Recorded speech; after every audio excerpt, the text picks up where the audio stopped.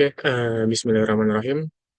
Assalamualaikum warahmatullahi wabarakatuh. Selamat pagi, siang, dan malam kepada teman-teman semua yang menonton dan juga kepada Pak Bagus selaku dosen dari mata kuliah aplikasi komputer pada kesempatan kali ini. Perkenalkan nama saya Muhammad Ardiansyah dengan NIM 17076230125 dari program studi pendidikan bisnis kelas B.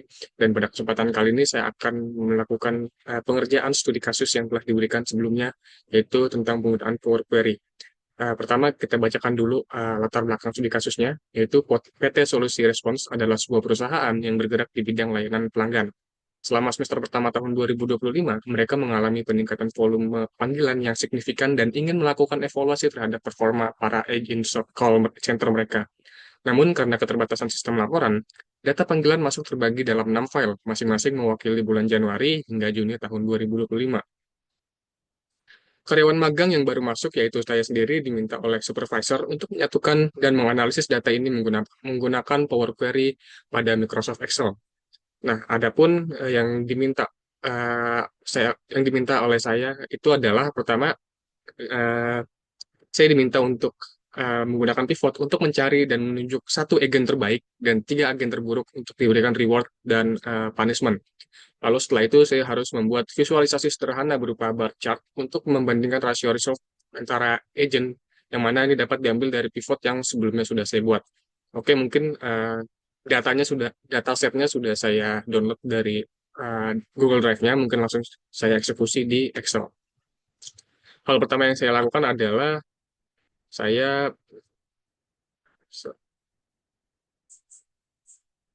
saya pergi ke bar data, ke bagian data, lalu get data, kita from file ke from folder, kita ekspor dulu folder yang sudah saya download datasetnya.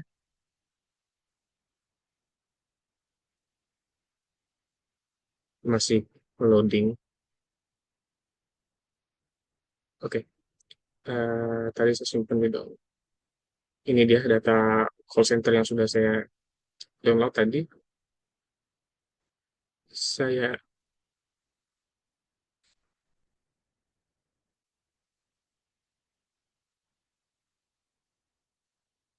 Jadi saya combine and transfer better.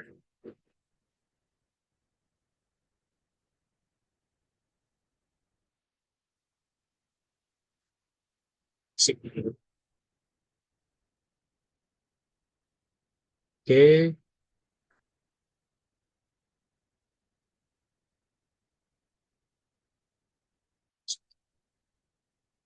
oke.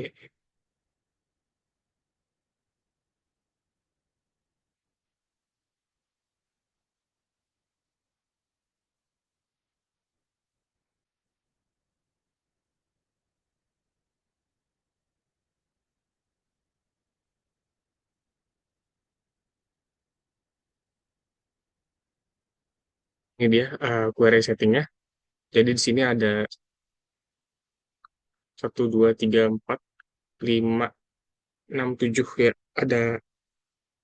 Ada 7 kolom. Yang pertama itu eh,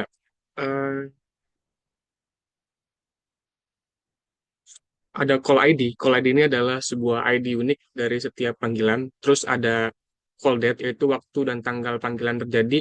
Lalu ada agent ID, itu ada ID unik dari agent. Terus ada agent name, itu ada eh, nama dari agent. Terus ada call duration, itu adalah durasi panggilan dalam detik. Terus ada resolve. Ya, resolve ini adalah status penyelesaian, yang mana satunya itu artinya resolve atau terselesaikan, sedangkan nol itu adalah unresolved. Jadi semua atribut yang kita perlukan ini sebenarnya sudah ada ke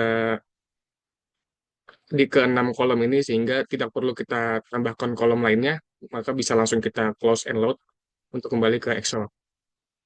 Kita tunggu.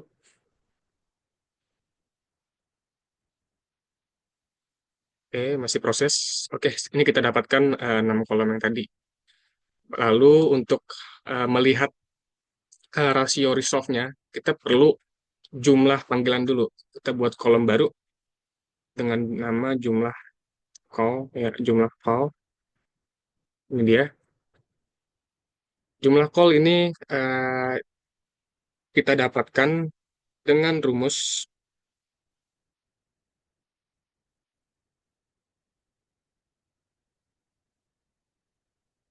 kita menggunakan rumus conif ya, sama dengan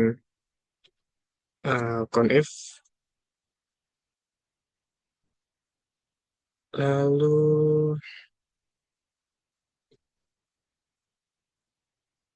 eh, ini kayak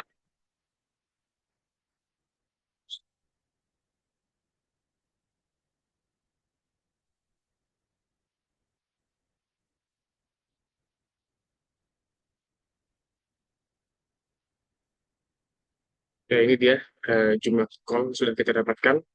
Setelah mendapatkan jumlah call, kita akan mencari jumlah resolve, ya jumlah resolve atau jumlah penyelesaian. Kita tambahkan kolom baru dengan judul jumlah resolve. Ya. Eh, ini kita menggunakan conif pakai S. Conif.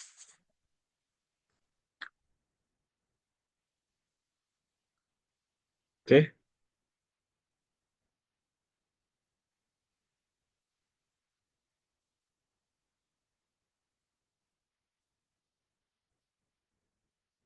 rumusnya adalah ini. eh, terus koma.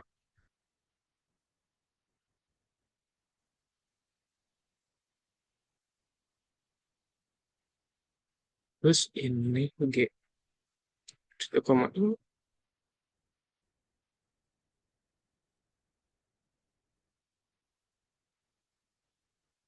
G. Nah, karena kita mau mencari yang resolve atau penyelesaian, maka ditambahkan if-nya itu satu. Karena satu itu artinya resolve atau terselesaikan, nol tidak terselesaikan. Enter.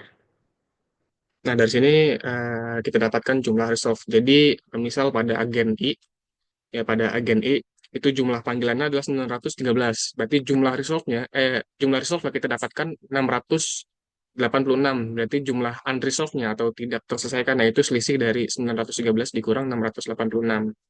Nah, setelah kita mendapatkan jumlah call dan jumlah resolve, ini kita tinggal cari rasionya aja. Rasio resolve. Oke, rasio resolve. Ini rumusnya tinggal kita bagi aja ya. Kita bagi jumlah resolve itu kita bagi dengan jumlah call. Bentar. Nah, ini dia. Sorry. Apa ini?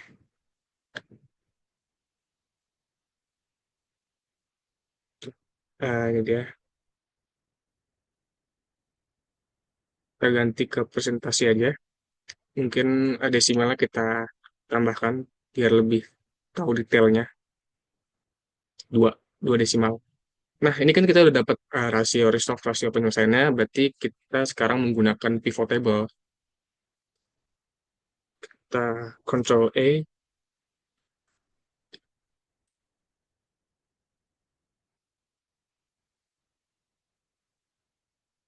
ini kita Control A, kita insert pivot table. Kita uh, di existing worksheet aja agar masih bisa terlihat kolom-kolomnya, table-tablenya. Nah, ini dia kita agent name, kita taruh di rows. Ya. Terus value-nya itu kita rasionya. Rasio kita taruh value, tapi untuk value settingnya ini kita menggunakan average. Nah, ini dia jadi kita uh, dapatkan. Ya. Coba kita sesuaikan apakah sudah benar. Kita lihat di agent E itu dia rasionya 75,14. Ini agent E 75,14 berarti sudah sesuai ya dengan table. Nah, ini dia pivot table-nya mungkin kita kita kasih border biar terlihat rapi. Oke. Ini apa namanya? Pivot table sudah kita dapatkan. Sementara dari pivot table ini kita udah bisa melihat gitu mana yang rasionya paling rendah atau mana yang kinerjanya paling buruk. Tapi Sesuai instruksi kita akan eh, membuat chart atau visualisasi. Caranya adalah ini kita dari tabel pivot table ini kita buat chartnya. Karena tadi instruksinya kita menggunakan bar chart, maka ini kita lihat bar chart. Oke. Ini dia kita dapatkan visualisasinya. Kita dapatkan diagram batangnya. Mungkin kita perbesar dulu gambarnya agar terlihat semua. Nah, ini dia kita sudah dapatkan rasio-rasio dari kinerja setiap agennya ini, rasio resolve-nya. Dari table ini kita bisa lihat mana yang terburuk dan mana yang terbaik. Nah, untuk tiga yang terburuk, kita bisa lihat sini yang batangnya paling pendek itu adalah agent T, agen T. Mungkin bisa kita tandain agent T. Setelah agent T ada agent S, ya. Yang kedua terburuknya agent S. Agent S.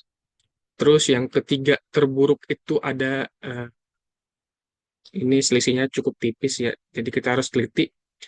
Ada agent D ya. Ada agen D. Ini tiga terburuk. Berarti ketiga ini itu perlu diberikan sebuah peringatan atau punishment.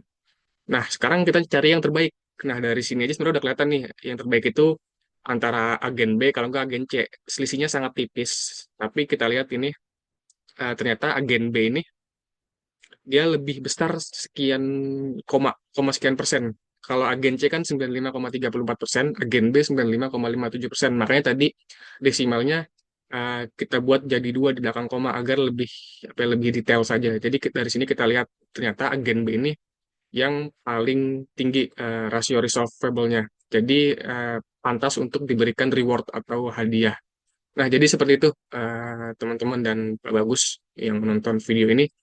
Maka dari proses pengerjaan ini kita akhirnya tahu gitu dari setiap agen yang ada ternyata agen D, agen S, dan agen T itu perlu diberikan peringatan karena rasio resolvable-nya rendah. Ya.